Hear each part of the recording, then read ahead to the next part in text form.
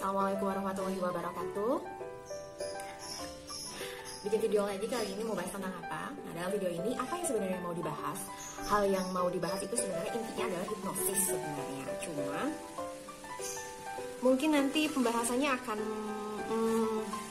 bukan lebar ya, lebih tepatnya ke basic dasarnya tentang hipnosis. Nah, hal ini kenapa dibahas? Karena sebenarnya personal itu pengalaman pribadi, lebih ke pengalaman pribadi dengan ketemu dengan klien, ketemu dengan pasien-pasien aku sih ya. Kalau pasien-pasien aku rata-rata aku sebutnya dengan klien ya.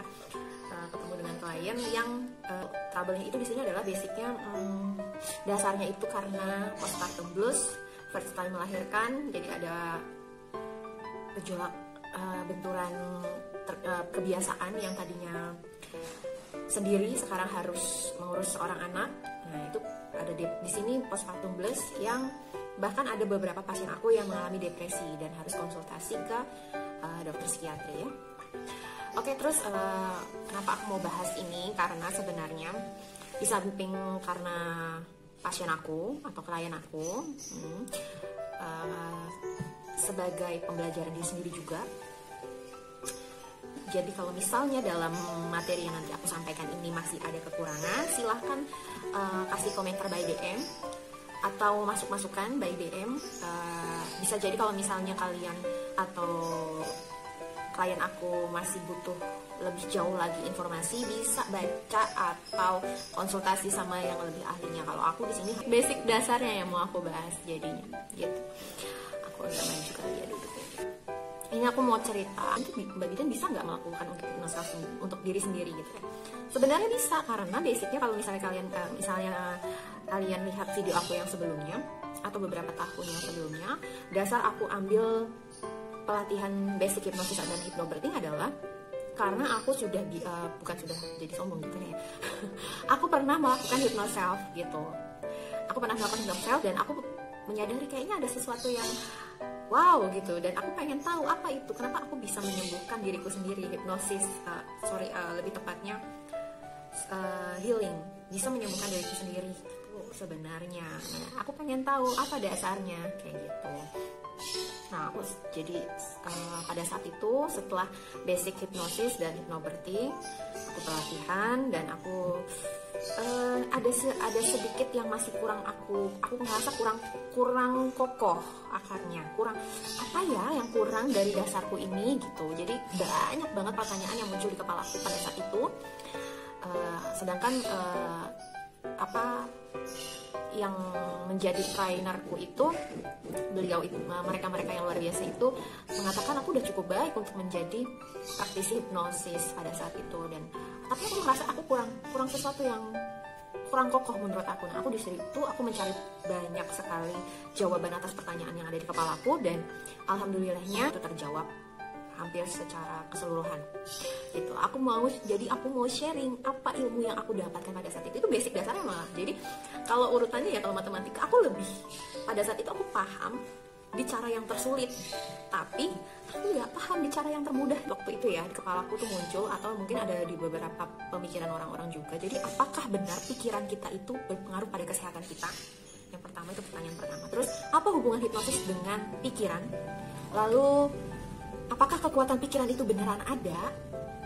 Apakah kekuatan pikiran itu sesuatu yang tidak ilmiah? Terus apakah benar otak adalah organ VIP nomor 1 di tubuh kita? Itu ya. Ini sebenarnya mau aku bahas dalam 3 part. Ada subjudulnya gitu ya. 3 part. Cuman mungkin nanti videonya akan jadi lebih banyak karena durasinya itu, karena setiap partnya itu penjelasannya lumayan banyak gitu. Aku berusaha semampuku untuk menjelaskan dengan mudah. Cuman kalau misalnya masih ada yang kurang paham, boleh silakan sambil belajar sambil buka-buka buku atau buka-buka Google ya, nyari translatean kalimat aku ya. Gitu. Kita akan mulai bahas pertama yaitu medan energi. Oh, ada sambungan ya ternyata ya dengan medan energi. Ini harus dijelaskan dulu. Ini basic dasarnya harus tahu di sini. Kita akan bahas tentang medan energi. Nah, medan energi ini yang perlu diketahui di sini adalah medan energi sendiri itu bermuatan listrik. Medan energi itu bermuatan listrik. Medan energi itu berbentuk gelombang yang tak tampak dan atau tak kasat mata. atau sebutannya adalah elektromagnetik. Ya, jadi kita belajar IPA ya. Flashback ke SMA sedikit. Nah, yang pernah dengar akupuntur, terus chiropraktik, hipnosis, terapi pijat, doa, bahkan mantra dan sejenisnya. Nah, ini merupakan cara penyembuhan atau sebaliknya berdasarkan pada keyakinan bahwa medan energi berpengaruh dalam mengontrol fisiologi dan kesehatan kita. Itu berpengaruh. Terus apa pembuktiannya bahwa medan energi itu bukanlah hal yang tak nalar atau tak masuk akal atau tak logis atau bahkan bahasa lain tak ilmiah? Apa pembuktiannya? Coba kita, mungkin aku coba harus ingat-ingat lagi pas waktu aku SMP. Jadi aku pernah baca suatu sumber yang mengatakan bahwa atom adalah partikel terkecil di seluruh dunia atau bahkan di jagat raya. Ini ada sumber yang aku baca kayak gitu. Nah, terus dan ternyata ada gagasan bahwa atom itu partikel terkecil di dunia ini ternyata runtuh dengan sebuah penemuan, dengan beberapa penemuan bahwa ada elemen-elemen subatomik yang bahkan lebih kecil lagi gitu. Jadi ini pembuktiannya ya. Lalu yang lebih mengguncangkan lagi dari penemuan subatomik itu adalah pengungkapan bahwa atom itu memancarkan energi dan